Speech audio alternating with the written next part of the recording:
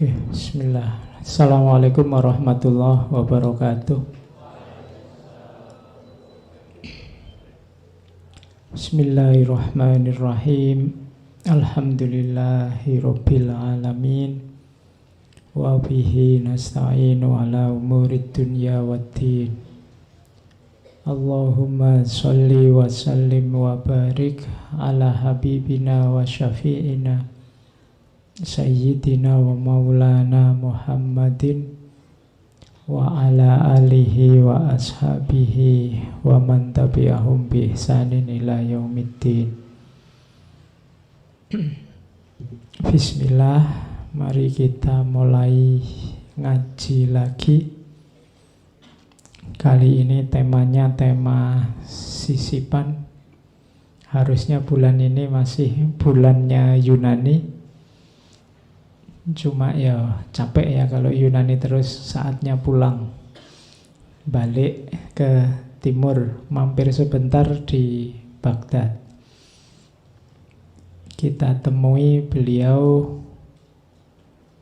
Abu Nuwas, atau orang Indonesia lebih mudah mengucapkannya Abu Nawas. Kalau saya ngomong Abu Nawas, mungkin yang terbayang lucu-lucunya. Ya. Padahal sebenarnya tidak begitu.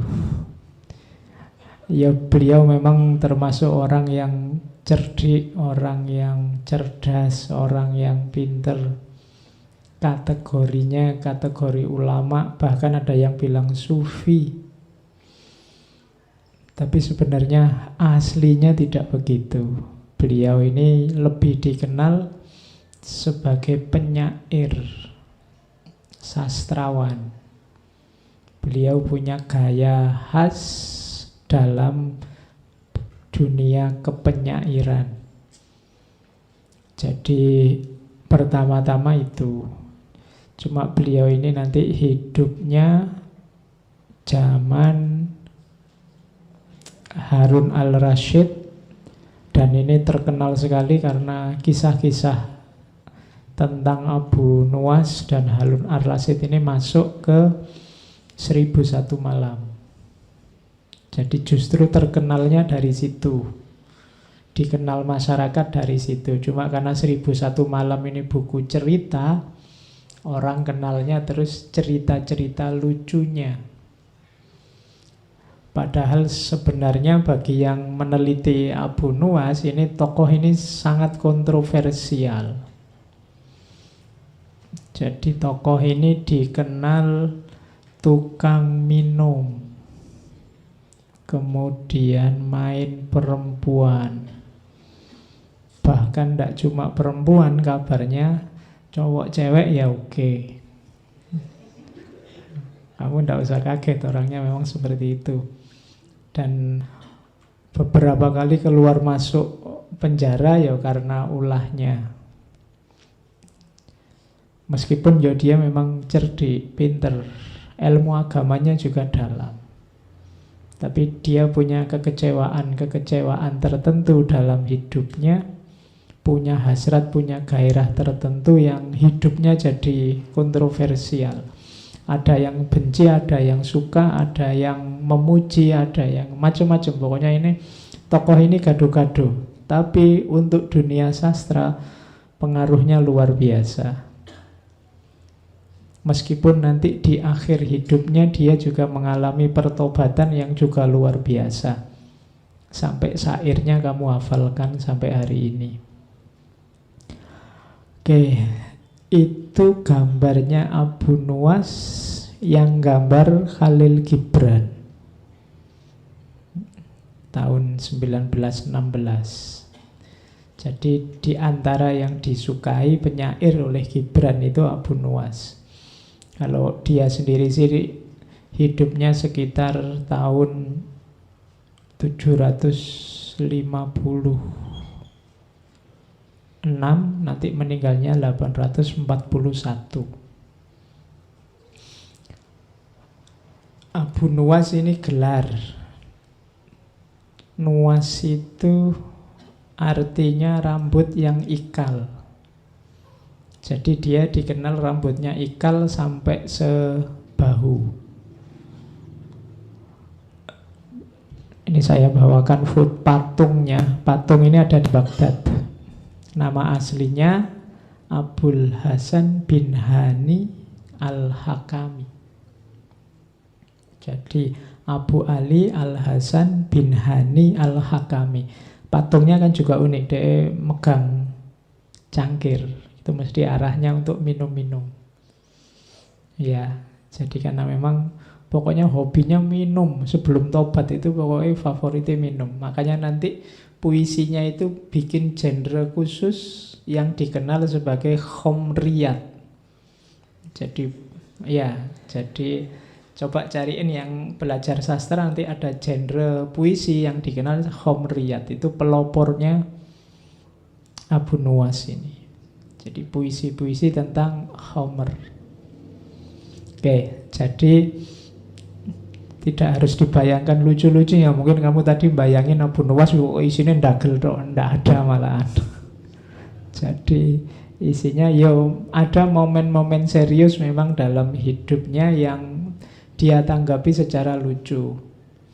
Misalnya ada cerita dia pernah pura-pura gila karena ndak mau ditunjuk jadi hakim atau qadhi. Dia ini pinter syariah.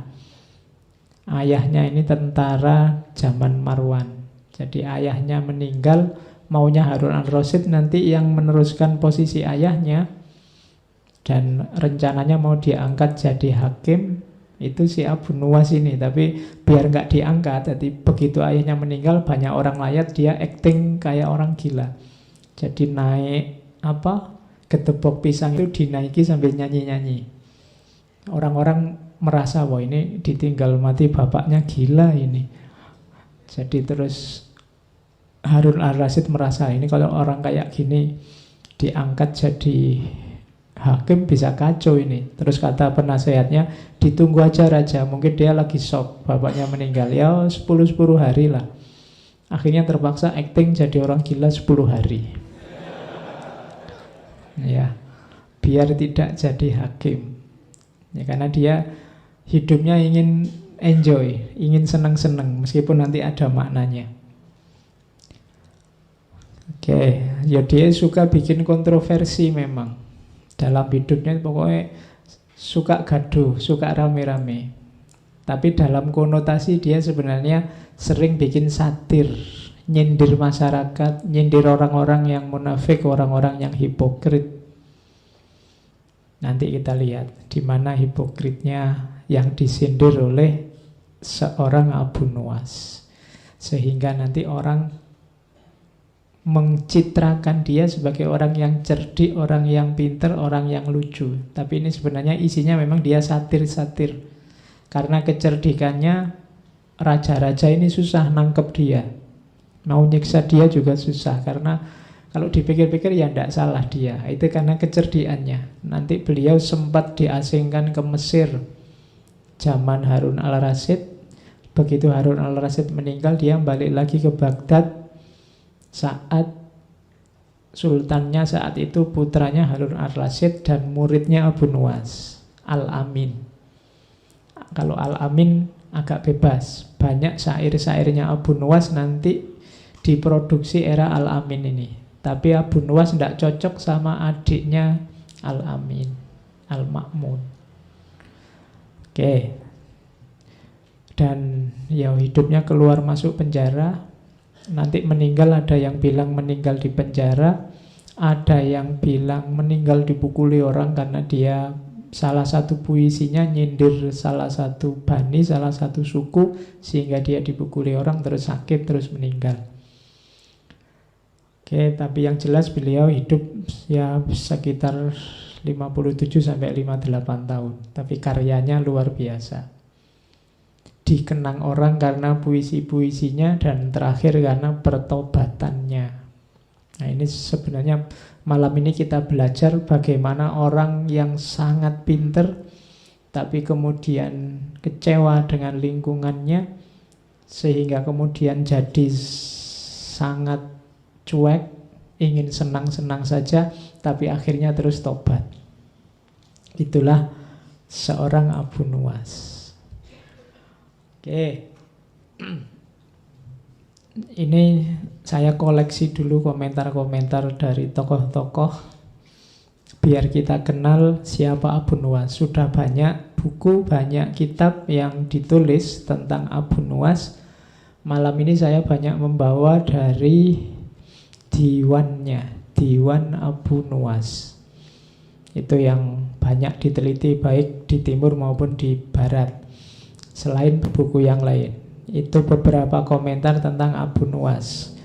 Yang pertama dari Abdurrahman Sidki. Katanya Abdurrahman Sidki, Abu Nuwas itu orang yang tolibul ladzat, orang yang pokoknya nyari nikmat, nyari seneng.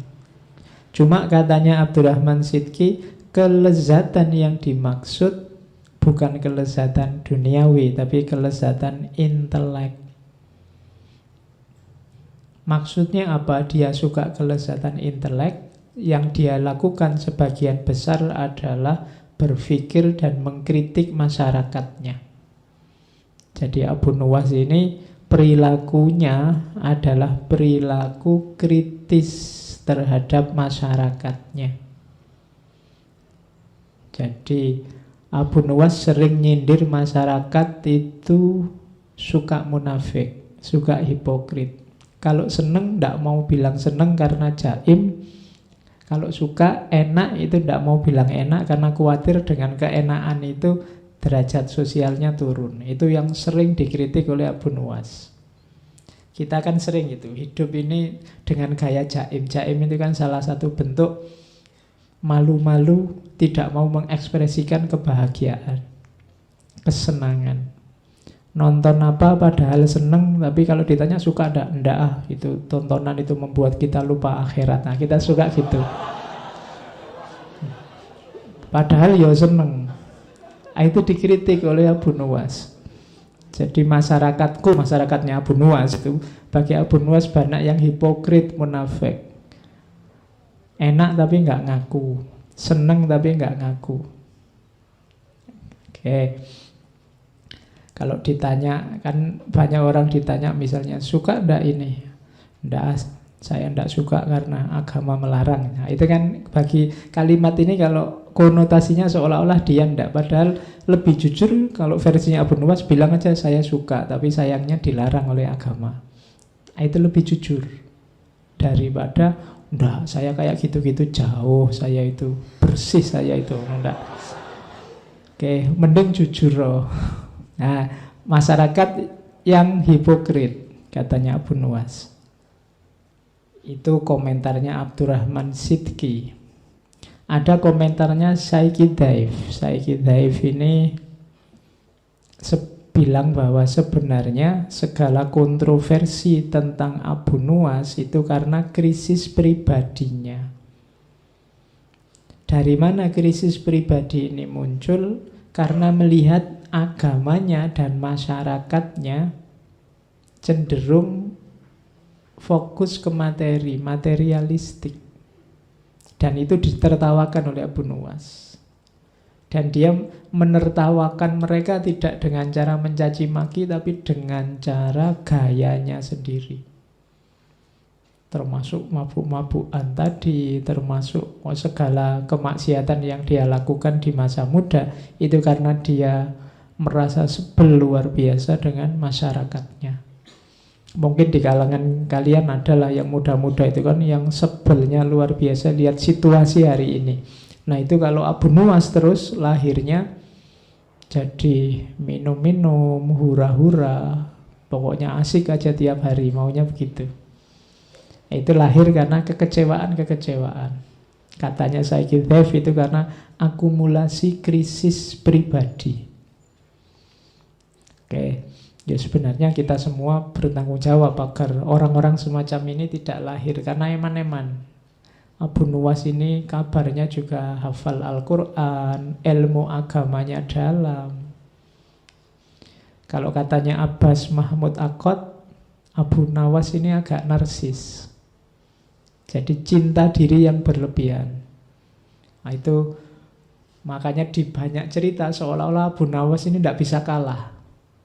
Kalau ada apapun dia selalu menang karena dia memang pinter. Jadi sakarepe dhewe ditanya dalil apa saja dia bisa jawab. Bahayanya orang pinter yang kayak gini kan semacam itu. Jadi keliru tapi punya dalil. Oh, itu tidak sembarangan. Jadi kadang-kadang ilmu itu bisa jadi musibah semacam ini. Jadi semakin kita pinter, akhirnya kita juga pinter menjustifikasi kesalahan. Sudah jelas-jelas salah, kita punya argumen terhadap kesalahan itu. Nah, itu penyakit. Sama katanya Abbas Mahmud Akkad tentang Abu Nawas ini narsis. Cuma karena dia pinter, dengan kepinterannya dia bisa membungkus segala cacat, segala kurangnya. Nanti di belakang dia malah mengkritik. Ketika dikritik orang kok mabuk terus, dia nanti pakai ayat. Nanti kita lihat. Ya. Jadi ketika dikritik orang dia bisa pakai ayat. Oke. Jadi itu komentarnya para ulama. Ada juga ini kalimatnya Ibnu Mu'taz dalam Tabaqatus Syu'ara. Katanya Ibnu Mu'taz, sebenarnya Abu Nawas itu seorang faqih yang pinter agama, berpikirnya terbuka, ilmunya banyak, hafalannya kuat, bahkan ilmu Al-Qur'annya dalam. Dia mengetahui nasih mansukh, mengetahui muhkam mutasyabih. Aslinya itu dia. Cuma ya kalah oleh nafsunya. Jadi orang itu ada ilmunya, ada nafsunya. Siapa yang menang, yang kalah akan mengabdi. Kalau yang menang ilmunya, ya nafsunya akan mendukung ilmu. Tapi kalau yang kalah nafsunya, yang menang nafsunya, ya ilmumu akan jadi pendukung nafsu. Jadi katanya Ibnu Mu'taz, Abu Nawas termasuk Abu Nawas babak pertama sebelum tobat itu orang yang kalah oleh nafsunya. Sehingga ilmunya akhirnya menjustifikasi dipakai untuk membenarkan nafsunya. Sama kayak kalian pacaran terus pakai dalil waja'alnakum su'ubaw wa qabaila lita'arofu. Ah, itu dalilnya kan muncul belakangan, pacarannya duluan. Itu hanya menjustifikasi. Nanti kalian melakukan apa biar kelihatan syar'i, terus kamu tambahi dalil. Padahal itu mungkin keliru. Dalilnya arahnya tidak ke situ, tapi kamu pakai ke situ. Nanti kan ada kasus, kapan itu saya baca, ada seorang suami yang memukuli istrinya. Dan dia pakai dalil, karena ada ayat yang memang kalau diterjemahkan letterlek apa adanya, suami itu bisa memukuli istri. Fa'idhuhunna wahjuruhunna fil madhaji wadribuhunna, surat An-Nisa itu kan. Jadi suami bisa memukuli istri dengan dasar Al-Quran. Ini nafsu sebenarnya kan ingin mukulnya duluan. Jadi terus baru nyari justifikasi belakangan. Nah, itu yang terjadi dengan Abu Nawas bagian awal nanti semacam itu. Meskipun Abu Nawas sendiri kalau ditanya, katanya Abu Nawas, demi Allah aku ini masih Islam. Asli masih Islam ya syariat ya. Cuma mabuk menghendakiku sehingga aku menerima beberapa kemuliaan, katanya Abu Nawas. Bukan aku yang ingin mabuk, tapi mabuklah yang ingin aku. Ya. Oke, jadi pinter wong ngomong ya. Aku ini Islam, jangan khawatir.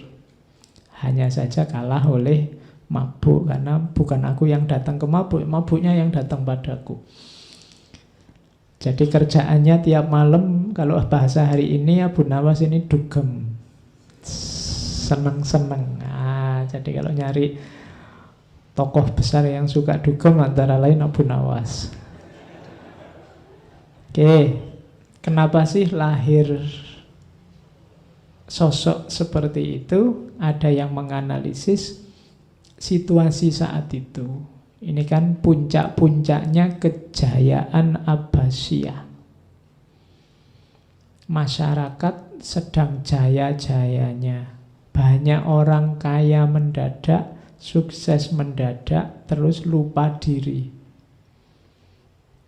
Sebaliknya, ada juga yang sangat benci dengan kekayaan dan kemewahan dan lupa diri itu, terus menarik diri. Jadi ada yang ekstrim lupa diri, ada yang melarikan diri dari dunia. Ada ulama-ulama tertentu yang merasa bahwa dunia sudah rusak, dunia sudah kacau, maka dia menarik diri, menganggap dunia itu hina dan rendah. Sementara sebagian masyarakat yang lain yang dikejar kemewahan, kekayaan. Kondisi semacam ini, kalau versinya Abu Nuwas ini memuakkan. Dua-duanya tidak original. Abu Nuwas ini mirip kayak Nietzsche yang bahwa orang itu hidup hari ini versi dirinya sendiri. Kalau ingin seneng ya seneng aja. Kalau ingin apa ya lakukan aja. Tidak usah dibelenggu oleh apapun. Itu situasi yang mengawali sosok lahirnya Abu Nuwas masa muda. Meskipun dia ilmu agamanya dalam, tapi kemudian dia jatuh pada kesimpulan bahwa masyarakat ini sakit dan mungkin tidak bisa sembuh. Karena itu ngapain capek-capek, aku juga harus seneng-seneng. Sudahlah, kita nikmati hidup hari ini dan sekarang. Makanya nanti ciri-ciri syairnya Abu Nuwas ada 1, 2, 3, 4, 5. Yang pertama khomer, senang-senang, mabuk. Beberapa syairnya sangat erotis, makanya saya nggak akan bawa yang itu ke sini, nanti kena sensor. Ya, beberapa sangat erotis kesannya. Ya, nanti rekamannya ada suara tut gitu, karena tidak boleh diucapkan. Terus satir. Satir itu seolah-olah memuji, tapi sebenarnya dia melecehkan atau merendahkan, atau sebaliknya seolah-olah merendahkan tapi sejatinya meninggikan. Itu gaya satir. Seolah-olah dia memuji-muji mabuk, tapi sebenarnya pujian ini untuk nyindir masyarakat yang tidak mabuk. Karena biasanya masyarakat itu kan cenderung mencaci maki orang mabuk. Nah, terus dia malah muji orang mabuk. Itu semacam satir, nyindir masyarakat. Masyarakat yang hipokrit. Kemudian satir dan sindiran pada kesalehan formal. Jadi ini juga bagi Abu Nuwas tidak original, tidak otentik. Orang beragama hanya mengambil formalitasnya. Jangan-jangan hanya casingnya, isinya sama saja antara yang mabuk dan yang tidak mabuk. Nah, itu sindiran dari Abu Nuwas. Kemudian yang keempat, pentingnya menikmati hidup. Hidup sekali mbok ya yang seneng. Hidup sekali kok isinya marah-marah, tawuran, gegeran, saling caci maki, saling berapa sih panjangnya hidup kita? Nah, itu banyak puisi-puisinya Abu Nuwas yang konotasinya ke sana. Mbok yo ndak usah sumpek-sumpek. Wong hidup kita ini tidak terlalu panjang. Kita nikmati saja hari ini. Tidak harus khawatir tentang masa depan atau menyesal tentang masa lalu. Hidup kita hari ini. Nah, itu pentingnya menikmati hidup. Dan yang terakhir, ini yang banyak dikutip adalah kesadarannya di babak terakhir kehidupannya tentang pertobatan, kesedihan, penyesalan terhadap yang dia lakukan di awal. Cuma ya kita tidak akan langsung jujuk tobatnya. Kita selusuri pelan-pelan dari mulai mabuknya. Seperti apa sih kondisi dia waktu mabuk? Oke.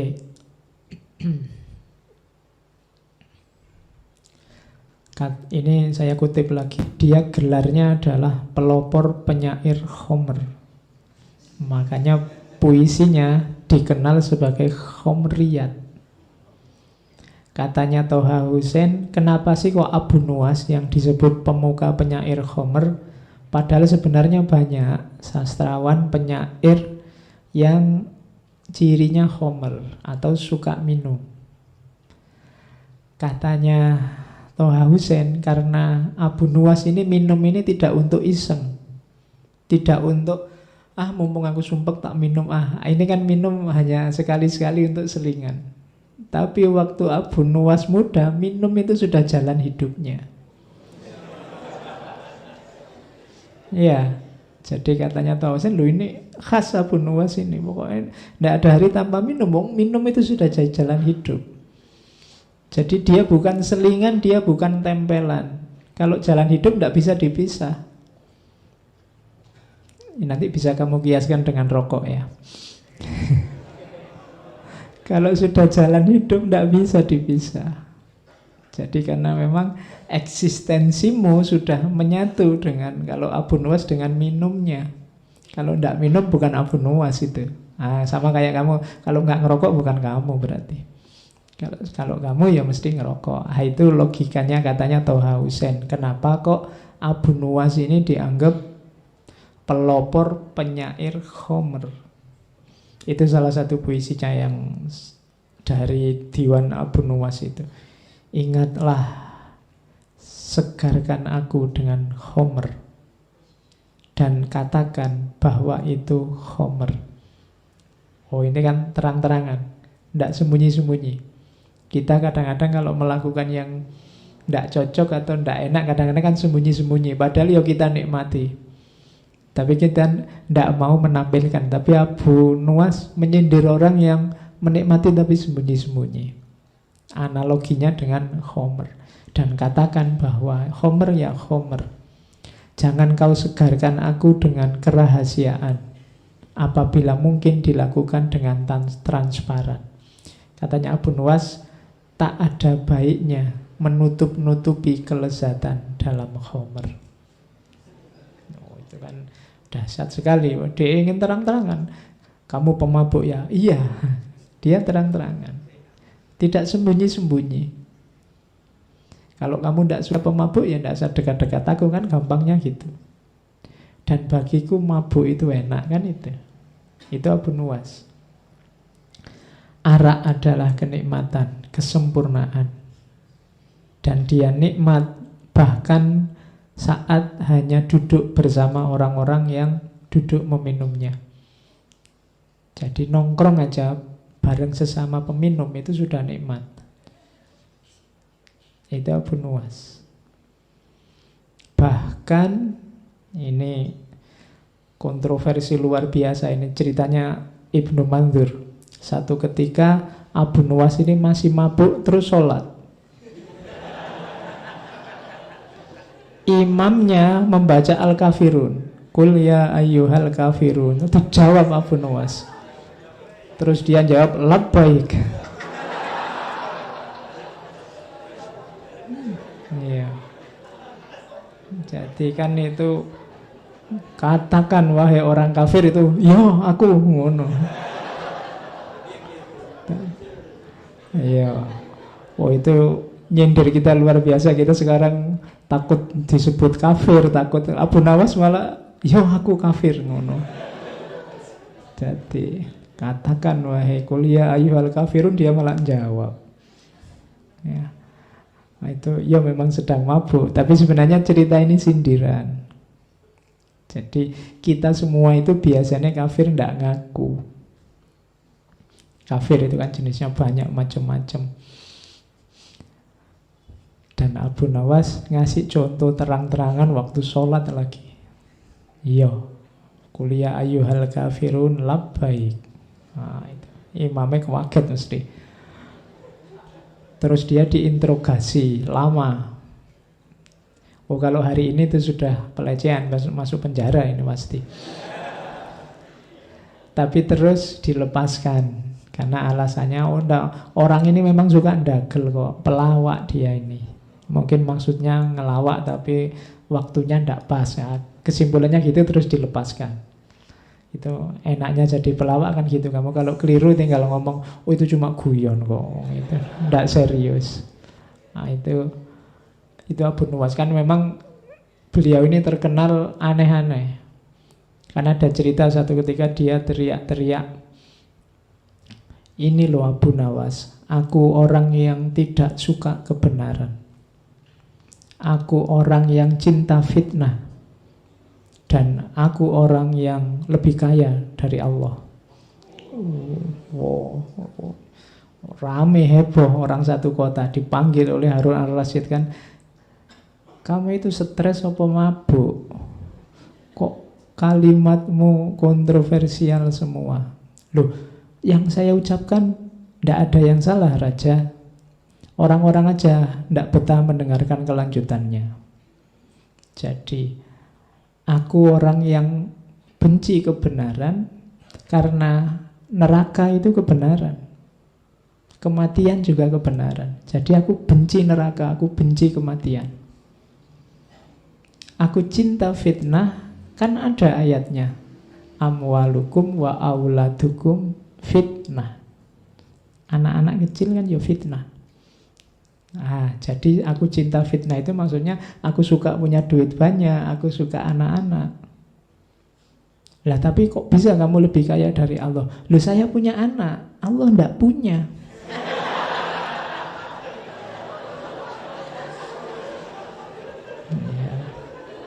Oke. Ya kan Allah kan lam yalid wa lam yulad. Iya. Jadi itu pinternya Abu Nawas kalau ngomong. Karena ada cerita juga dia suatu ketika bikin fatwa, barang siapa sholat dilarang rukuk dan sujud. Oh itu heboh lagi waktu dipanggil oleh Harun al-Rasyid. Kok ada kamu fatwa nyeleneh gitu, sholat kok dilarang rukuk dan sujud? Loh orang-orang kok enggak tanya sholat apa dulu?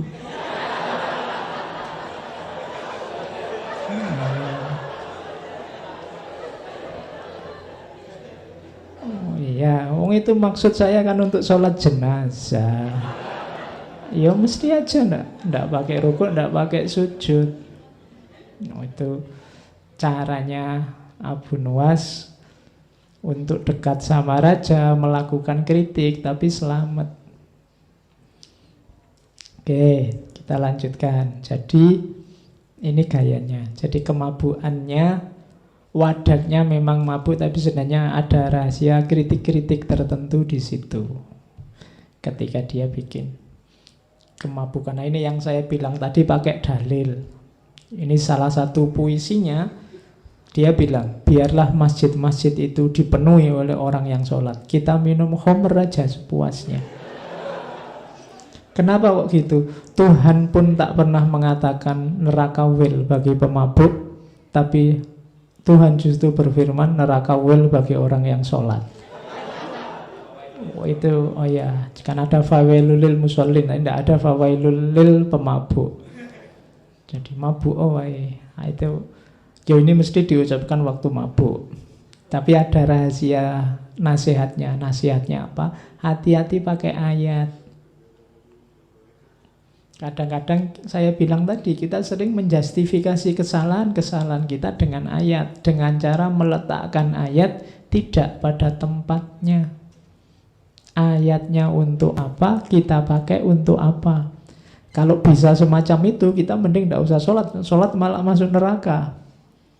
Malah ayat yang tegas bilang bahwa pemabuk masuk neraka tidak ada. Kalau celaan pada pemabuk beberapa ayat. Ini kan sindirannya Abu Nuwas pada orang yang pakai dalil. Dalil ya tidak sekedar pakai dalil, harus pas digunakan di ruang dan waktu dan kasus yang pas. Karena kalau tidak nanti kita melakukan apa, pakai dalil apa, padahal dalil itu tidak untuk itu. Oke, yuk kayak kamu misalnya dzalikal kitabu la raiba fihi. Kitabu ya maksudnya Al-Qur'an. Jangan kok pegang bukumu. Dzalikal kitabu la raiba fihi. Kitabku ini, bukuku ini tidak diragukan lagi, itu ngawur. Wong itu ayatnya untuk Al-Quran. Jadi hati-hati pakai ayat, pakai dalil. Setiap dalil ada ruang, waktu, dan konteksnya. Sama kayak sindirannya Abu Nuwas ini. Kita kan sering pakai fawailul lil musallin. Cuma kan itu nggak bisa dipotong. Alladzina hum an sholatihim sahun. Orang-orang yang sudah sholat tapi lalai. Sholat tapi lalai, jangan-jangan makomnya mirip pemabuk yang disebut oleh Abu Nuwas tadi. Oke, terus. Nah, ketika orang tanya Abu Nuwas, syairmu hampir semua isinya khomer-khomer aja. Maksudnya khomer itu minuman itu toh. Abu Nuwas bilang, siapa yang bilang? Makna khomer telah muncul tersamar, lalu ia hilang dalam ketidakpastian. Saat dicoba dijauhkan dari tatapan pelupuk mata, seketika itu terputus khayal tentangnya. Karena ingkar terhadap keyakinan, keraguan itu datang, sehingga akan kau lihat nyata selama tidak menggunakan mata kepala. Jadi ini menegaskan tadi bahwa syair-syair yang memprovokasi orang untuk mabuk dan macam-macam tadi, memaknainya tidak harus letterlock terus ayo minum minuman keras. Jadi simbolnya bisa macam-macam, wong itu samar kok. Homer itu kan simbol bagi kemabukan. Mabuk itu bisa macam-macam, kamu bisa mabuk dunia, kamu bisa mabuk harta, kamu banyak hal bisa membuatmu mabuk. Tidak cuma Homer, wong kamu naik bis ngadep belakang aja bisa mabuk. Ya, makanya maknanya samar, tidak tegas. Ya silahkan ditafsirkan sesuai situasimu masing-masing. Tapi memang konotasi Homernya sangat terasa. Dia sering dan banyak pakai kata-kata Homer. Makanya syair-syairnya disebut Homriyat. Nah, itu pinternya Abu Nuwas. Dia menciptakan genre sendiri dalam tradisi kepenyairan. Terus ada pelajaran dari situasi seorang Abu Nuwas ini yang bilang dari Ahmad Abdul Majid Al-Ghazali dalam Diwan Abu Nuwas, beliau editornya. Jadi Abu Nuwas ini memang sebelum tobat itu poros hidupnya adalah ingin senang-senang. Cuma ada rahasia di situ. Apa sih kesenangan itu? Kesenangan itu muncul kalau seseorang melakukan sesuatu secara total. Kalau versinya Abu Nuwas, aktivitas apapun, termasuk mabuk, itu harus dilakukan dengan mantap, kemauan keras, maka kalian akan puas. Kalau sudah puas, bahagia. Rahasianya sebenarnya di situ. Pelajarannya katanya Ahmad Abdul Majid Al-Ghazali. Jadi bahkan mabuk saja, kalau diseriusi sedemikiannya, ternyata bisa membahagiakan. Ya maksudnya, apalagi perbuatan-perbuatanmu yang baik, apalagi kamu belajar, apalagi kamu sekolah, apalagi kamu kuliah. Kalau kamu lakukan sepenuh hati dengan mantap, sungguh-sungguh, totalitas, akan kalian rasakan manfaatnya. Jangankan yang baik-baik, wong yo sekedar mabuk saja bisa membuat orang bahagia. Apalagi kebaikan-kebaikan. Nah, kunci nasihatnya di situ sebenarnya. Abu Nuwas ini seolah-olah sangat total dalam kemabukannya. Tapi pelajarannya bukan di mabuknya, tapi di totalnya. Jadi lakukan segala sesuatu dengan total. Jangan setengah-setengah. Kalau ingin berjuang, ya berjuanglah secara total. Ingin belajar, belajar secara total. Kalian mahasiswa ada tugas bikin makalah, bikin secara total. Biar tidak menyesal. biar kamu puas. Jadi nasihatnya di situ, totalitas, bahkan dalam kemabuan. Oke, jadi babak pertama kenakalan Abu Nuwas dalam kemabuan sudah. Sekarang kenakalan versi kedua, cinta. Ya, ayo, di antara hura-hura yang membahagiakan dalam hidup Abu Nuwas, ya dia cinta.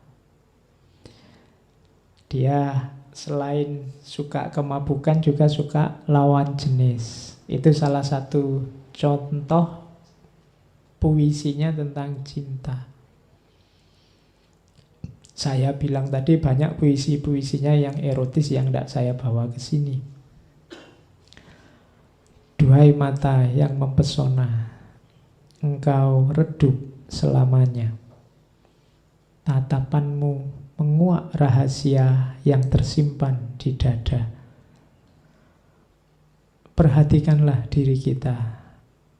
Engkau menutupiku meski engkau sendiri tanpa baju. Seakan takdir menyembunyikanku. Engkau membunuhku tanpa harapan untuk balas dendam. Seakan pembunuhan itu adalah persembahan kepada Tuhan. Oh, itu kan kalimat pernyataan cinta yang luar biasa. Pinternya seorang Abu Nuwas. Jadi kalau bikin puisi kayak gini ya terus dikasihkan lawan jenisnya ya mesti langsung kelepek-kelepek kan, dibilangin duhai mata yang mempesona. Itu kan siapa yang tidak suka diginiin. Dan ini memang keahliannya Abu Nuwas. Ada sangat banyak puisi-puisi ekspresi cinta kepada lawan jenis. Bahkan ini ada satu cerita Abu Nuwas ini terpaksa naik haji. Kenapa? Ya, terpaksa, memaksa dirinya naik haji. Kenapa? Karena dia jatuh cinta sama perempuan namanya Jinan. Dan Jinan ini memaksa dia, kalau kamu cinta padaku ya kamu harus haji. Nah, dia terus terpaksa naik haji. Kalau sekarang susah ya. Tapi ini bisa jadi modus. Kalau perempuan ingin nolak laki-laki bisa. Kalau kamu cinta padaku, kamu harus naik haji. Itu nunggunya 20 tahun berarti. Ya, kamu bisa modus itu. Jadi kalau takut nolak bilang aja gitu. Oh, saya mau padamu tapi harus haji dulu. Oh, itu ngantrinya hampir 30 tahun sekarang. Jadi, nah kalau Abu Nuwas naik haji beneran ya, kalau zaman Abu Nuwas sih gampang. Apakah engkau tahu betapa umurku sia-sia oleh permintaannya? Sedang permintaan itu alangkah sulitnya. Karena dia males ibadah, wong dia senengane mabuk. Karena tak kudapatkan alasan untuk mendekatinya, terpaksa yang sulit itu kulakukan juga. Aku menunaikan ibadah haji.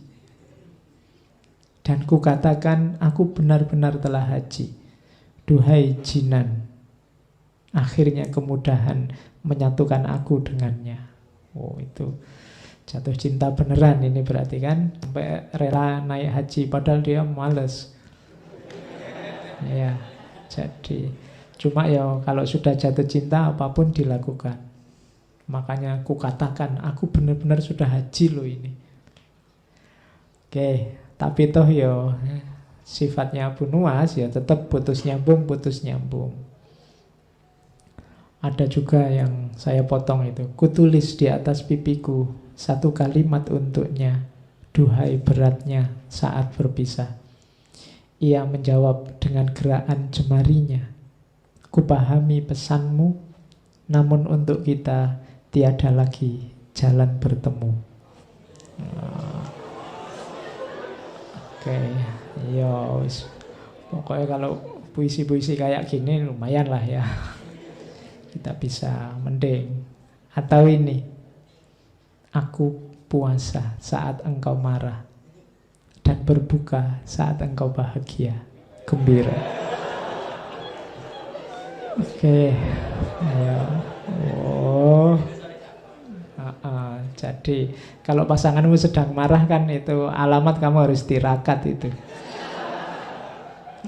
Tirakat itu kan tidak bisa tidur. Kenapa? Karena dia sedang marah. Hidupmu tidak tentram, makan tidak enak.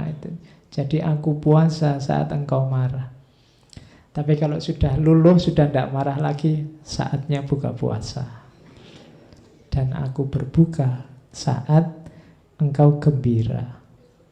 Jadi di luar kecerdikannya tadi, Abu Nuwas ini seorang yang sangat pintar bikin puisi, bikin syair.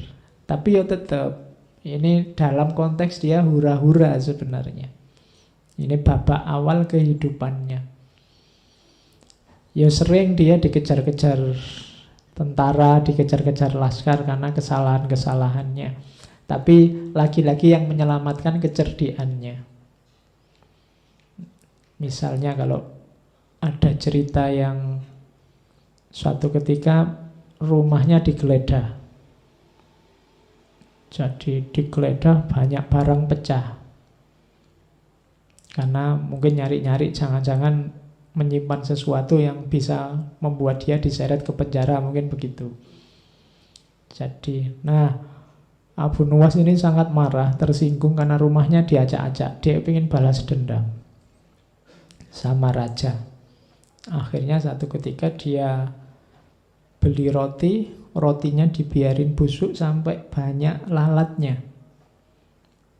Terus roti ini ditutup, dibawa ke depannya Harun al-Rasyid. Ini sudah misi balas dendam ini. Karena dia tersinggung rumahnya diacak-acak. Terus dia menghadap, wahai raja yang adil, saya menuntut keadilan. Katanya engkau raja yang adil berarti harus bisa memenuhi tuntutanku. Terus Harun al-Rasyid tanya, keadilan apa yang mau kamu tuntut? Siapa yang mau kamu tuntut? Siapa yang tidak adil padamu? Terus dia bilang, lalat. Saya punya roti ternyata didahului oleh lalat. Sehingga saya sekarang tidak bisa memakannya. Lalat ini sudah tidak adil pada saya. Ya Harun al-Rasyid ketawa aja. Oke lah. Lah terus maumu gimana? Tolong Baginda ngasih perintah bahwa saya punya hak untuk memukul lalat dimanapun dia ada. Akhirnya, ya wis tidak apa-apa. Untuk menghiburmu, sekarang kamu boleh kalau ada lalat kamu pukul saja. Itu Abu Nuwas sudah siap-siap bawa pentungan. Terus dibukalah roti itu, lalatnya nyebar kemana-mana. Ada nempel di kaca, nempel di mana, dia akhirnya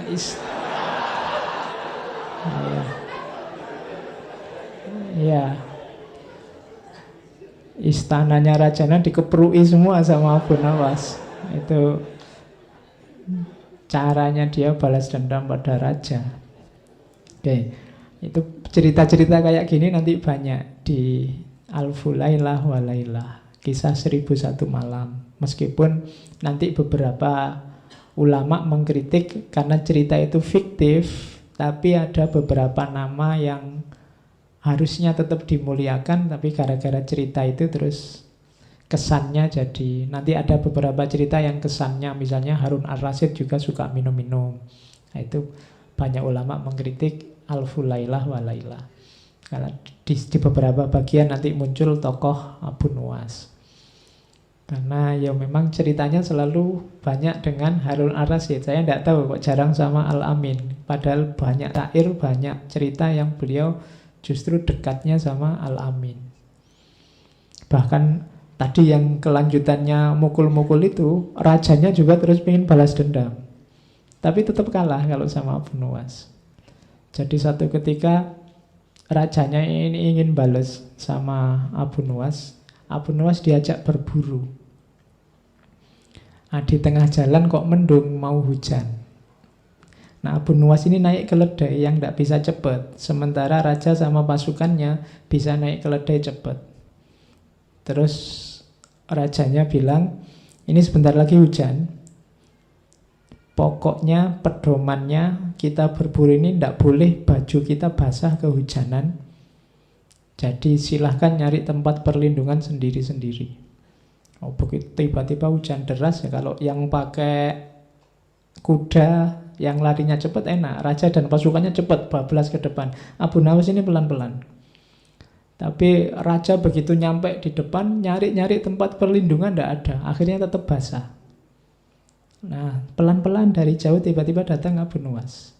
Orang-orang heran, ini semua bajunya basah. Dia yang pelan-pelan kok tidak basah. Harusnya kalau ikut keputusannya raja tadi, yang dihukum justru prajurit-prajuritnya yang banyak yang basah. Orang heran semua, loh Abu Nuwas kok bisa kamu tidak basah sama sekali? Iya, saya itu takut sama keputusannya raja yang bajunya basah mau dihukum. Jadi yang lain sudah bablas ke depan, begitu hujan saya ya daripada capek-capek nyari perlindungan ya tak copot saja bajunya, tak lipat terus tak dudukin di atas keledai. Ya, jadi bajunya tetap kering, badannya basah tidak apa-apa kan, yang tidak boleh basah bajunya. Oke. Ya akhirnya dia selamat, tidak jadi disiksa oleh rajanya. Oke, itu cerita-cerita tentang Abu Nuwas masa muda. Dia suka hura-hura, suka mabuk, dan lain-lain. Sekarang babak baru kita masuk pertobatannya. Nah, kuncinya nanti di sini sebenarnya. Yang mulai banyak hikmah-hikmah yang bisa kita ambil dari kisah hidup seorang Abu Nuwas.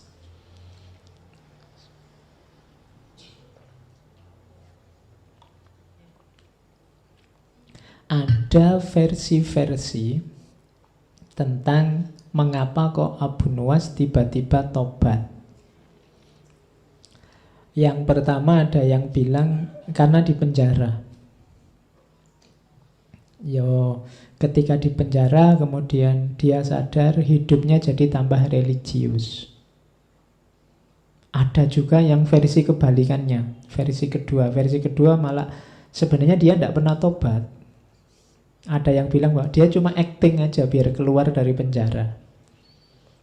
Jadi aslinya ya tetap kayak Abu Nawas yang lama. Ada yang bilang begitu. Tapi dari syair-syairnya belakangan kelihatannya ya dia benar-benar tobat. Ada versi lain, versi kedua. Jadi ada cerita satu ketika ini malam ganjil Ramadan, ya mungkin malam Lailatul Qadar. Nah, Abu Nawas masih tetap dengan aktivitas biasanya, mabuk. Jadi waktunya orang taraweh, waktunya orang tadarusan, dia mabuk. Tiba-tiba didatangi orang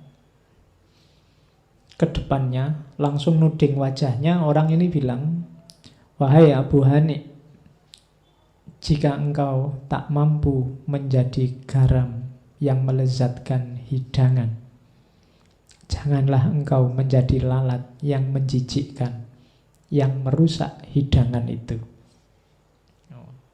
Jadi kalau kamu mau rusak, rusaklah sendiri, tapi jangan merusak yang lain. Waktunya orang tadarus, waktunya orang taraweh, kamu merusak situasi. Nah, itu peringatan keras bagi Abu Nuwas yang membuat dia tiba-tiba sadar. Entah siapa orang ini, tapi ini membuat dia tersadar bahwa selama ini mungkin dia kecewa dengan masyarakat, mungkin dia mengkritik masyarakat, tapi dengan semua yang dilakukan sebenarnya dia sedang nambah masalah baru di tengah masyarakat. Jadi orang hidup itu kan kalau bisa ya memang masalah di tengah masyarakat pasti ada.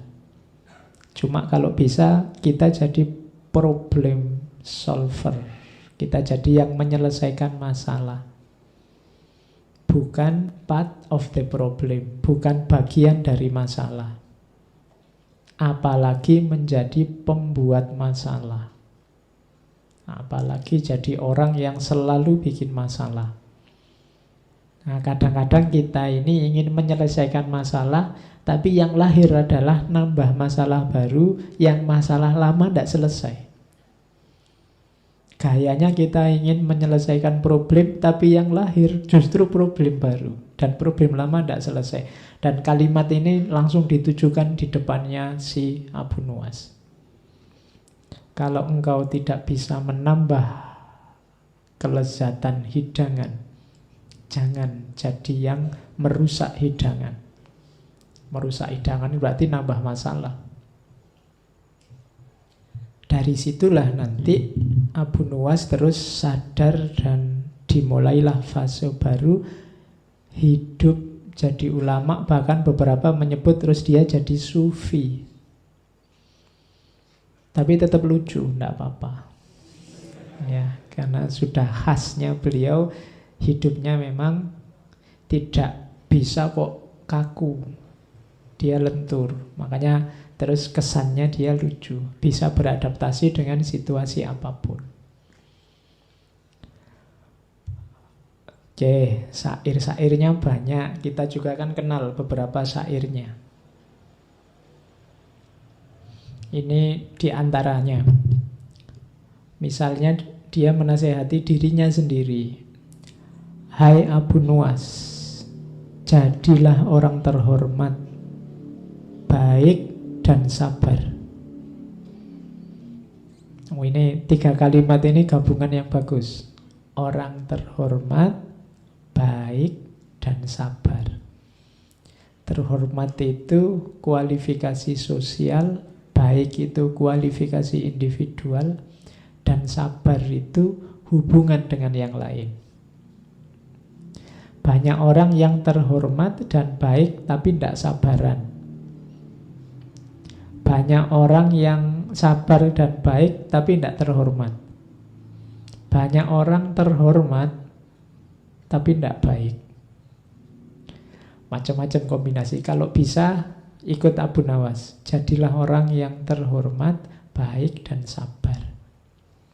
Nah, ini dia memarahi dirinya sendiri. Waktu telah merusakmu dengan harta dan keinginan hanya demi kesenanganmu. Hai pendosa besar, ampunan Allah itu lebih besar daripada dosamu. Sebesar-besarnya sesuatu masih lebih kecil dibandingkan ampunan Allah yang paling kecil.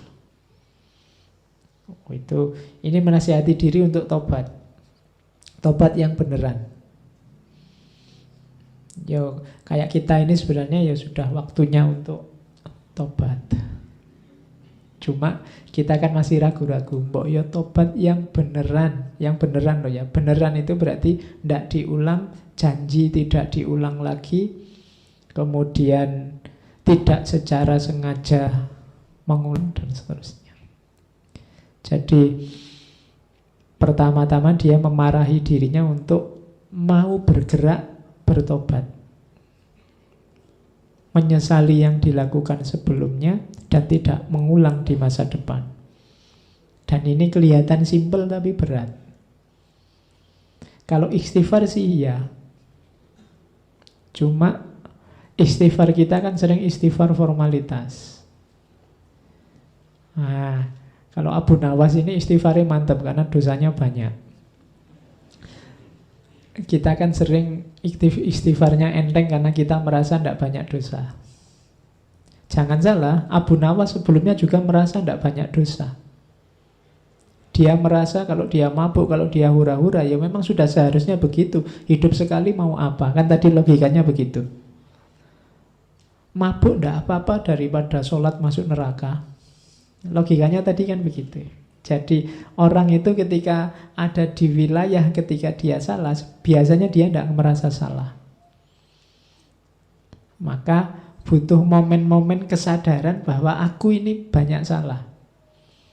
Kalau ingin istighfarmu mantap, kamu harus sadar bahwa kamu banyak kelirunya, banyak salahnya. Cuma kesadaran bahwa aku salah ini sering tertutup oleh kesadaranmu bahwa kamu itu tidak terlalu banyak salah. Setiap orang lebih dominan merasa bahwa aku ini sudah benar begini ini. Kalau kamu tak tanya satu-satu tetap merasa hidup kayak saya ini Pak yang benar dan baik. Rata-rata begitu. Jadi kesadaran yang mengemuka bukan kesadaran bahwa aku ini banyak salah dan mungkin sekali sering melakukan kesalahan. Tapi biasanya yang mengemuka dalam hidup kita itu kesadaran bahwa aku ini sudah benar. Hidup seperti ini loh yang bagus. Itu yang mungkin membuat istighfar kita tidak terlalu mantap. Kayak formalitas. Tobatnya bukan tobat yang serius. Nah, diajari oleh Abu Nuwas, ayo nasihati dirimu sendiri. Kalau nunggu dinasihati orang ya tidak akan nyampe-nyampe. Nasihat yang paling bagus dari dirinya sendiri. Berarti apa? Kesadaran. Oke, dilanjutkan kalimatnya. Ini kesadaran bahwa betapa besarnya dosaku, maka apa pembelaanku akan segala yang telah kulakukan. Kalau besok Allah tanya, kenapa sih kok kamu mabuk? Kok tak larang mabuk aja begitu susahnya? Nilaiku di depanmu itu seperti apa sih? Kalau besok Allah tanya begitu gimana? Apa yang akan kukatakan kepada Tuhanku? Apa yang akan meringankan salahku saat aku keluar dari jalan kebenaran atau memunggungi kebaikan? Duhai beratnya tobatku dan bodohnya apa yang terlewat dari hidupku. Nah, ini keluhan dari seorang Abu Nuwas. Dia takut nanti kalau ditanya oleh Allah, mengapa sih engkau kok lebih memilih mabuk daripada aku? Kenapa engkau lebih memilih kesenangan duniamu daripada aku? Kamu mau jawab apa? Dijawab seperti apapun, aku sudah salah. Karena yang kupilih ternyata bukan jawaban yang benar. Bukan pilihan yang benar. Itu kesadaran seorang Abu Nuwas. Dari situ nanti terus muncul ini yang kalian hafal, yang sangat terkenal. Kalau ini sebenarnya nggak perlu saya baca, kalian pasti sudah sangat akrab. Ilahi lastu lil firdausi ahla. Wahai Tuhanku, jelas aku bukan ahli surga. Wong aku ini kayak gini orangnya, nakalnya luar biasa, dosaku bertumpuk-tumpuk. Wala aqwa ala naril jahimi. Tapi aku ndak kuat kalau harus masuk neraka. Jadi ini keluhannya pada Allah. Ya Allah, aku ini masuk surga ndak pantas, masuk neraka ndak kuat. Itu malaikatnya bingung mesti. Biar pantas masuk surga gimana? Fahab li taubatan wafir dzunubi. Maka ya Allah, anugerahi aku taubat dan ampuni dosaku. Jadi ini ada pelajaran dari kalimat ini bahwa taubat itu hakikatnya adalah anugerah dari Allah. Maka berdoalah untuk dianugerahi taubat. Jalan kita untuk taubat pertama-tama nunggu anugerah dari Allah. Fahab li taubatan waghfir dzunubi, dan ampunilah dosaku. Fa innaka huwa firudz dzambil azimi, karena engkau adalah yang pemberi maaf yang agung. Jadi ya Allah, aku ini masuk surga ndak pantas, masuk neraka ndak kuat. Sudahlah ya Allah, ampuni aku, kan engkau maha pengampun. Ringkasnya begitu. Dzunubi misla a'dadir rimali. Dosaku ya Allah sebanyak jumlahnya pasir. Jadi kalau ada padang pasir, pasirnya seluas itu, dosaku sebanyak itu. Maka satu-satunya jalan keluar hanya fahabli taubatan ya dzal jalali. Satu-satunya aku selamat nanti, bisa ke surga dan terhindar dari neraka, hanya kalau engkau menganugerahi aku pertaubatan. Wa umri nakisun fi kulli yaumin. Padahal umurku detik demi detik berkurang, setiap hari berkurang. Nakisun fi kulli yaumin wa dzambi zaidun kaifah timali. Sementara dosaku terus tambah, tambah umur tambah dosa. Kaifah timali, bagaimana aku menanggungnya ya Allah? Nah, itu munajatnya seorang Abu Nuwas. Ilahi abdukal asi ataka. Wahai Tuhan, hambamu yang penuh dosa ini datang padamu. Mukirron bidzunubi wa qad da'aka. Menyatakan, mendeklarasikan dosa-dosanya. Wa qad da'aka, dan berdoa padamu, memohon padamu. Fa in taghfir, kalau engkau ampuni aku, fa anta lidzaka ahlun, memang engkau ahlinya, tempatnya minta ampun. Fa in tatrud, tapi kalau engkau tolak aku ya Allah, faman narju siwaka, lantas pada siapa lagi aku berharap kalau engkau saja tidak mengampuniku. Ini namanya munajat. Jadi mengeluh pada Allah, menyatakan kelemahan, menunjukkan dosa-dosa, kemudian pasrah pada Allah, minta diberi yang terbaik. Itu makanya kalimat ini banyak dipakai. Ilahi lastu lil firdausi ahla wala aqwa ala naril jahimi. Ini munajatnya Abu Nuwas. Oke, ini babak pertobatannya. Tadi ada babak kemabuannya, terus babak hura-hura dalam cinta, sekarang pertobatan.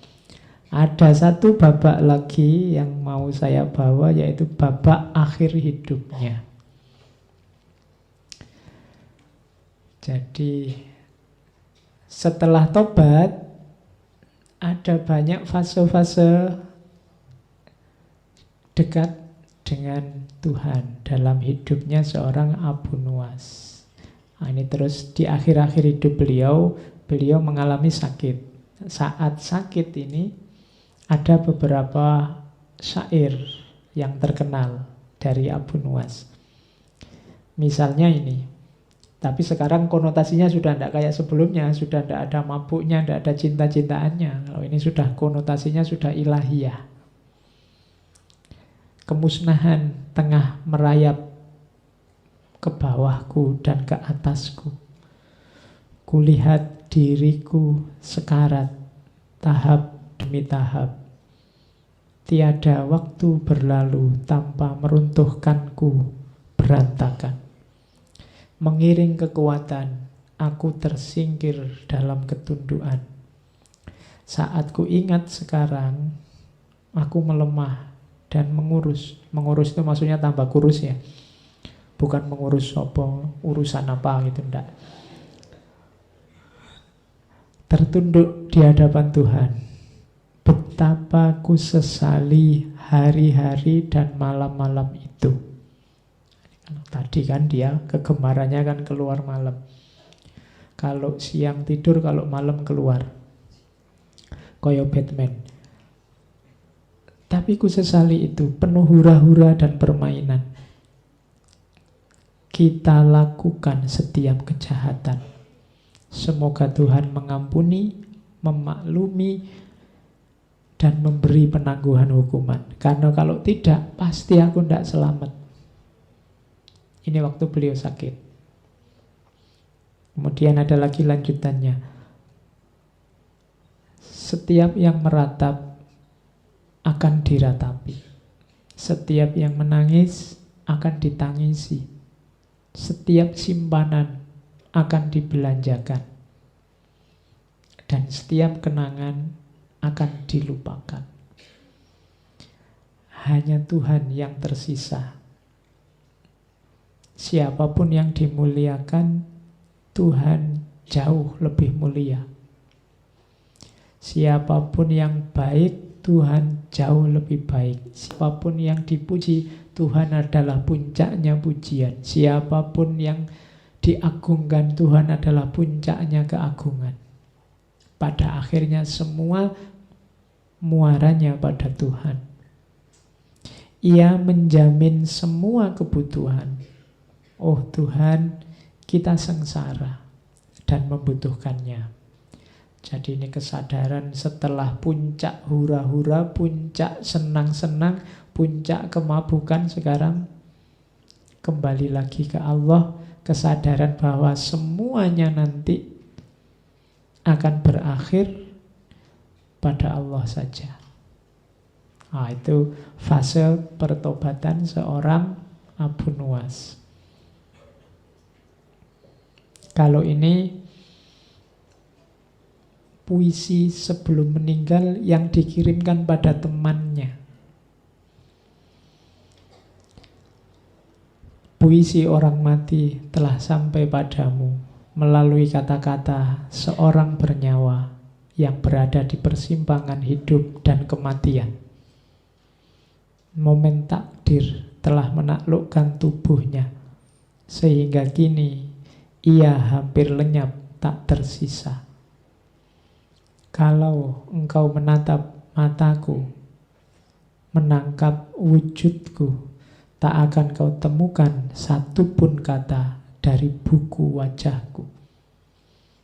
Jadi sekarang aku sudah tidak kayak dulu. Dulu aku jaya, dulu ganteng, rambutku ikal. Dulu aku hura-hura.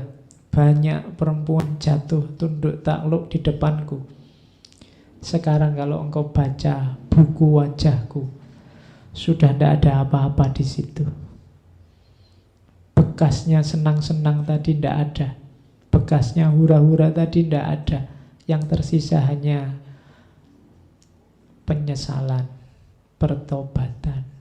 Semuanya sudah lenyap, tak tersisa. Dari situ nanti setelah ini beliau meninggal. Ada cerita saat salah seorang sahabat beliau setelah Abu Nuwas meninggal mimpi ketemu Abu Nuwas. Abu Nuwas, kamu kan dosamu banyak meskipun tobat. Nasibmu gimana sekarang? Ada cerita begitu. Terus Abu Nuwas bilang, alhamdulillah aku sempat tobat. Jadi Allah mengampuniku karena syair-syair yang kutulis, syair yang saya baca di depan tadi, termasuk ilahilas. Syair-syair ini aku simpan di bawah bantalku. Terus dicek di bawah bantalnya, dan dari situ terus syair-syairnya, syair pertobatannya menyebar. Jadi awalnya memang itu asli munajat untuk dirinya sendiri. Tapi kemudian dikenal orang banyak karena memang kalimat-kalimatnya menyentuh. Sejak muda memang pinter bikin kalimat. Jadi itu kisah Abu Nuwas. Ada banyak pelajaran. Yang pertama, akhirnya ternyata ke situ. Dan kita tidak harus ikut persis jalan yang sama kayak Abu Nuwas. Kalau memang merasa banyak dosa, jangan nunggu besok. Besok saja Pak saya tobatnya, kan harus hura-hura dulu. Tidak harus. Kan harus mabuk-mabuk dulu ya ndak. Pacar-pacaran dulu lah Pak ya ndak. Jadi tidak harus kita menyesal sebagaimana Abu Nuwas. Abu Nuwas mengalami experience, kalau bahasanya Konfusius. Pengalaman pahit dulu baru tobat. Kita tidak harus begitu. Karena untuk mengambil hikmah kebijaksanaan dari pengalaman orang lain itu tidak harus difotokopi. Ada kalanya kita tiru yang baik-baik saja. Jadi pelajarannya ternyata pertobatan. Jadi kita manusia wajar punya salah, tapi tidak wajar kalau tidak merasa salah, tidak ngaku salah, apalagi tidak mau tobat. Nah, itu pelajarannya di situ. Oke. Sisanya kita akan ngambil beberapa hikmah. Ada puisinya banyak, diwan Abu Nuwas itu lumayan. Saya potong kecil-kecil dalam bentuk hikmah. Ini puisi-puisi setelah tobat ya, jangan puisi-puisi yang di depan tadi. Saya potong-potong. Itu kalimatnya bagus. Begitu engkau cinta pada dunia, maka hanya kepahitan hidup yang akan kau rasa. Tidakkah engkau tahu hakikat dunia yang awalnya bening dan akhirnya asin? Itu Abu Nuwas mengingatkan kita bahwa dunia yang kita cintai ini punya hakikat positif di awal, tapi lama-lama dia akan jadi negatif. Ini hakikatnya dunia sudah. Manusia awalnya muda, kuat, jago, tapi lama-lama dia akan menyusut, menurun, jadi tua, jadi lemah. Makan enak, seenak apapun makanan, awalnya enak, tapi coba kamu tambah dari 1 piring jadi 2 piring, enaknya tinggal setengah, kamu tambah lagi jadi 3 piring, enaknya tinggal 1/4, kamu tambah lagi sampai piring kelima kamu akan muntah. Yang enak tadi jadi tidak enak. Itu hakikatnya dunia. Pacar cantik, apalagi? Iya cantik sekarang umur berapa? 10 tahun lagi, 20 tahun lagi, 30 tahun lagi, sudah setara kita selevel. Sama. Jadi kalau kamu nembak terus jawabannya, tunggu ya 30 tahun lagi, oh itu sudah berubah banyak pasti, sudah. Oh manusia, dunia, levelnya menurun. Jadi awalnya bening, akhirnya asin. Maka kalau kita jatuh cinta pada dunia, siap-siap sakit dan kecewa. Karena dunia itu dahsyat nikmat di awal toh. Lama-lama kualitas kuantitasnya menurun. Jadi jangan jatuh cinta pada dunia, rugi, eman-eman. Jadi jatuh cintalah pada yang lebih hakiki. Saya lupa pernah baca di mana. Kalau akhirat itu kebalikannya dunia. Akhirat itu tambah lama, tambah meningkat, tambah berkualitas. Cuma ya mungkin teori yang lain, kitab yang lain. Jadi ceritanya kalau di akhirat itu misalnya hubungan suami istri awalnya enak, diulang lagi tambah enak lagi, tambah enak lagi. Beda sama di dunia, tambah enak 2 kali, 3 kali KO kamu sudah. Ya kalau di akhirat itu ada yang kitab yang cerita begitu. Sebenarnya itu metafor untuk menunjukkan kalau bedanya dunia sama akhirat. Maka yang kita cintai harusnya yang lebih hakiki, ketuhanan dan akhirat, bukan yang dunia. Terus ini sindiran. Wahai orang-orang yang peduli pada agama, ketahuilah bahwa kebebasan dan pemaksaan itu tidak ada. Semua yang kau tuduhkan tak ada benarnya selain kematian dan alam barzah. Tak seorang pun tahu begitu terpisah nyawa, apakah ia masuk surga ataukah neraka. Ini sindiran bagi kita. Di antara kita ada yang mengunggul-unggulkan kebebasan, ada kebalikannya, mengunggul-unggulkan kekakuan, pemaksaan. Yang satu beragama sangat keras, yang satu beragama sangat longgar. Yang satu andalannya kebebasan, yang satu andalannya pemaksaan. Katanya Abu Nuwas, semua yang kau tuduhkan tidak ada benarnya. Orang yang menganut aliran kebebasan biasanya menyebut yang aliran pemaksaan sebagai dogmatis lah, literalis lah, apalah, fundamentalis lah. Kebalikannya, yang punya aliran pemaksaan biasanya menyebut yang punya mazhab kebebasan sebagai liberal lah, sesat lah, macam-macam. Katanya Abu Nuwas, semua yang kau tuduhkan tak ada benarnya, dua-duanya salah. Kenapa? Jangkauan wawasan manusia tidak ada yang berderajat pasti. Satu-satunya yang bisa dipastikan dalam hidup ini hanya kematian dan akhirat, alam barzah. Jadi yang kita omongkan berdasarkan pemahaman kita itu semuanya tidak pasti. Satu-satunya yang pasti hanya kematian dan alam barzah. Maka untuk hal yang tidak pasti, jangan korbankan hal yang pasti. Karena hal yang tidak pasti tadi, kita meresikokan bahaya kepastian. Maksudnya apa? Kadang-kadang demi kebebasan, demi pemaksaan, kita terus saling serang, saling menjatuhkan, saling menyakiti, saling berbuat dosa. Ini kan resikonya setelah kematian.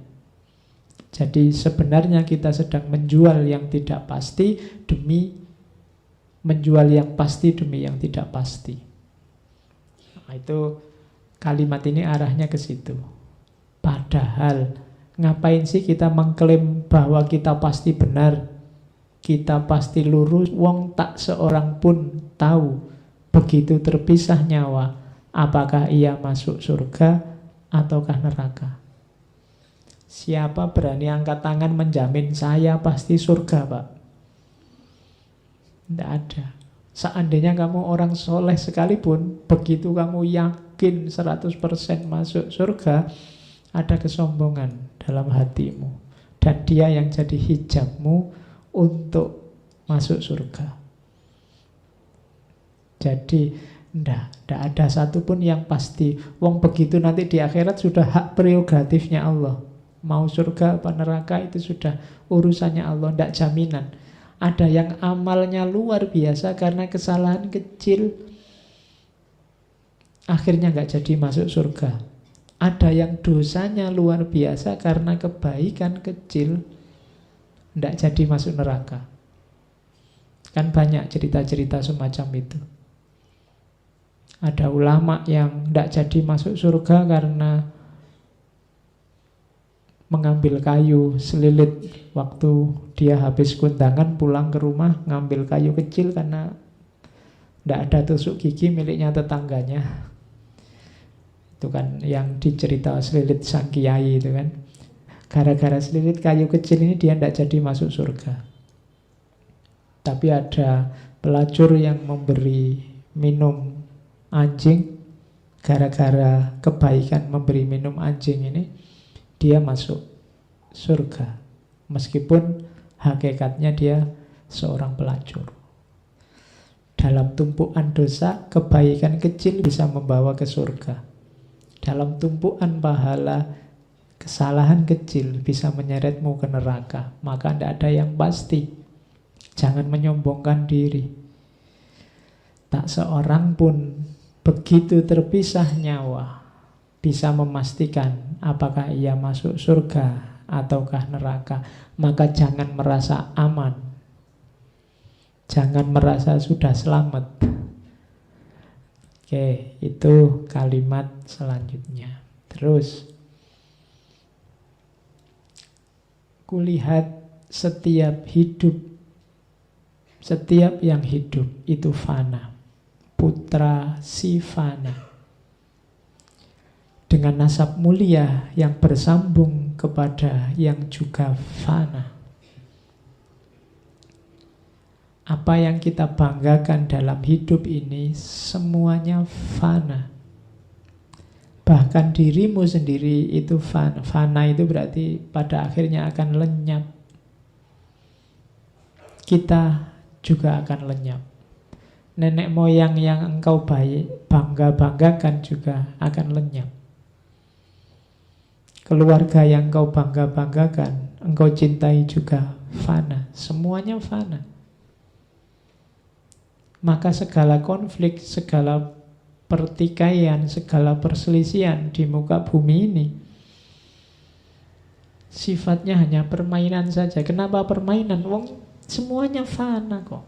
Ngapain kita serius-serius amat? Semuanya fana. Makanya katanya orang Buddha itu ya semuanya kosong. Yang isi itu sebenarnya kosong, dan yang kosong sebenarnya isi. Itu rahasianya di situ. Yang kita anggap tidak ada apa-apa, ya ada apa-apanya. Tapi yang kita anggap ada apa-apanya sebenarnya hakikatnya tidak ada apa-apanya. Hidup ini fana. pada akhirnya akan lenyap. Nah, jadi kulihat setiap yang hidup itu fana, putra si fana, dengan nasab mulia yang bersambung pada yang juga fana. Nah, itu nasihat dari Abu Nuwas. Bayangkan bedanya tadi, syair-syair di awal yang begitu liar, begitu mabuk, begitu hura-hura, ternyata babak terakhir kehidupannya begitu indah. Dia masuk ke ranah sufistik, memahami hakikat. Ada momen pencerahan dalam hidupnya sehingga banyak nasihat-nasihat berharga yang kita dapat. Makanya dia tergolong tokoh besar yang kita ingat sampai hari ini. Itu saya bawa juga.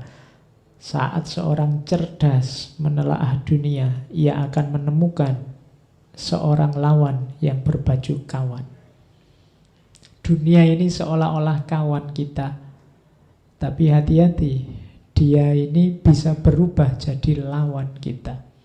Dunia ini harusnya membantu kita, mendorong kita untuk menuju Allah, kembali pada Allah. Tapi hati-hati, dia juga potensial untuk menjegal langkah kita menuju Allah.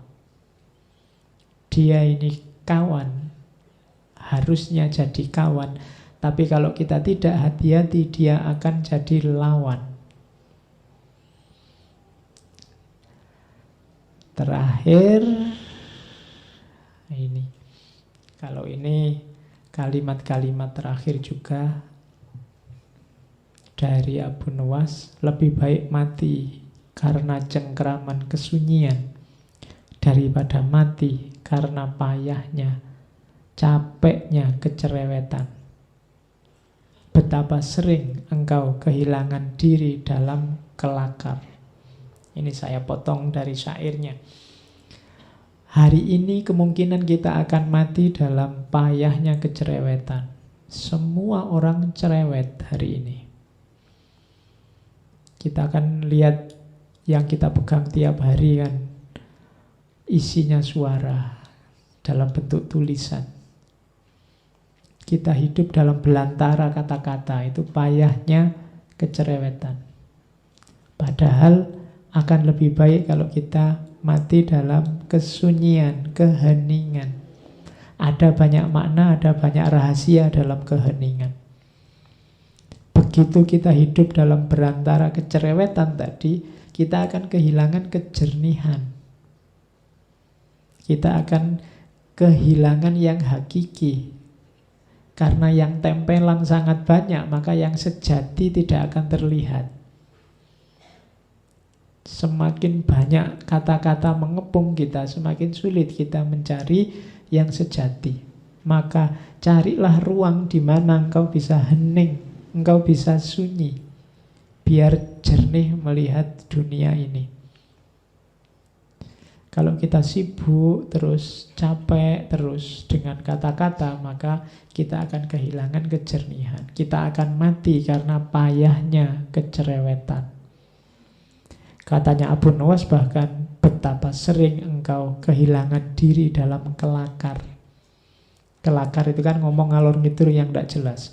Yang itu membuat kita kehilangan diri, tidak waspada. Padahal mungkin dulu ini hobinya Abu Nuwas, kelakar. Tapi kemudian dia sadar, dalam kelakar kita sering kehilangan diri. Kita sering kehilangan hakikat hidup kita. Nah, jadi terakhir Abu Nuwas ini menasihat kita, ayo kita bikin waktu-waktu kita berharga. Kalau tidak, carilah kesunyian atau keheningan. Di situ harga nilai akan muncul. Jadi rumusnya itu. Dalam sehari bikinlah momen untuk dirimu sendiri, tapi untuk dirimu sendiri bukan untuk hura-hura, tapi untuk kesunyian, untuk keheningan. Kalau dalam agama, momen-momen muhasabah dan tafakkur. Disitulah nanti kualitas hidup kita akan naik. Oke, saya kira itu Abu Nuwas. Ya, tidak terbayangkan. Bayangannya tadi Abu Nuwas tokoh yang seneng-seneng dan hura-hura saja. Ternyata belokannya cukup tajam. Belakangan dia bertobat. Silahkan diikuti riwayat hidupnya, tapi yang babak belakang. Ya. Yang babak depan kalau bisa cepat-cepat ditinggal. Jangan salah, Abu Nuwas usianya sekitar 57. 57 itu tidak terlalu tua. Mungkin pertobatannya paling usia-usia akhir lah, 40 ke atas. Tapi kan kita juga sudah merayap mendekati usia itu. Jangan ditunggu lagi. Karena usia itu kan tidak ada yang tahu. Tidak ada jaminan yang lebih tua berangkat duluan, yang muda belakangan. Tidak ada jaminan saya lebih tua dari kamu terus saya berangkat dulu. Sekarang banyak yang muda-muda duluan. Peristiwanya kan selalu peristiwa-peristiwa jihad, peristiwa-peristiwa itu kan muda-muda semua, demo, terus peristiwa. Sing tua-tua malah ning omah malah selamat. Si nom-nom malah cepat berangkatnya. Karena tidak jaminan, maka segeralah. Kalau kamu sudah memahami kebaikan apapun, memahami kemuliaan hidup apapun, segera wujudkan, segera implementasikan, segera jalankan. Jangan ditunda-tunda, biar tidak menyesal. Kalau kamu menyadari ada kesalahan, kekeliruan apapun dalam hidupmu dan kamu tahu, segera cepat-cepat tinggalkan. Karena tidak ada jaminan kapan kita berangkat dan berapa lama kita masih bisa tinggal. Oke, saya kira itu ya malam hari ini. Bulan depan kita ganti tema. Sayangnya Rabu depan kita kosong dulu. Kebetulan saya ada acara yang sama sekali tidak bisa saya tinggal. Jadi Rabu depan kita kosong. Ada gunanya saya kosong. Saatnya kalian akrab, asyik bersama Rasulullah. Ya. Jadi maulud. Oke, setelah mauludan kita mulai lagi ngaji kita Rebu selanjutnya. Saya bingung temanya apa. Wis gini aja tiba-tiba tadi terbayang Einstein. Maka bulan depan kita akan membahas para jenius. Yang pertama Einstein, yang kedua Isaac Newton, dan yang ketiga Leonardo da Vinci. Bulan November ya. Oke. Enggak, jangan khawatir, saya enggak akan ngomong fisika matematikanya. Ya. Kita mengambil hikmah dari jalan hidup para jenius. Oke, sebagaimana kita mengambil hikmah dari Abu Nuwas. Karena selalu ada hikmah yang kita ambil bahkan dari momen-momen yang kontroversial seperti ceritanya Abu Nuwas tadi. Oke, saya kira itu. Insya Allah bulan depan 2 minggu yang akan datang kita mulai untuk sesi bulan November. Kurang lebihnya mohon maaf. Wallahul muwafiq, wallahu a'lam bissawab. Wassalamualaikum warahmatullahi wabarakatuh.